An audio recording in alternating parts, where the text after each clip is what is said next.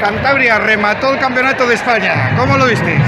Lo vimos complicado, con las lesiones lo vimos muy mal, pero bueno. ¿Qué tal el compañero? ¿Cuál de ellos?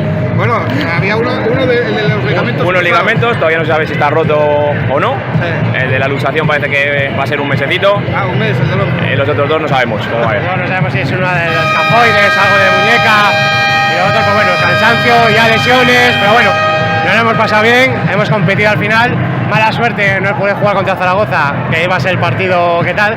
Pero bueno, dos bajas importantes, pero bueno, nos lo hemos pasado bien y... Ese partido con Zaragoza... Viene el presidente, viene el presidente. Te voy a decir una cosa, si no vengo yo a dirigirles, no salimos del hoyo. Es el alma del equipo. Bueno, contentos, ¿no?, con la participación. Muy contentos siempre, entre otras cosas por ver siempre ahí a los amigos jugando, fenomenal.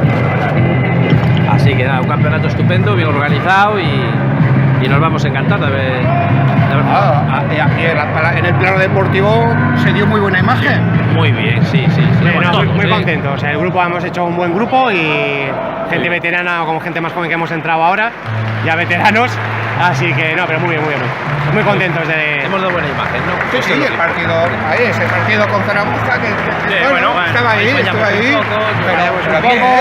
Ellos jugaron muy bien, hasta ahí tampoco. Jugaron muy bien también, o sea, las cosas son como son, pero vamos, muy bien. ¿Y qué tal los tratos a Gijón?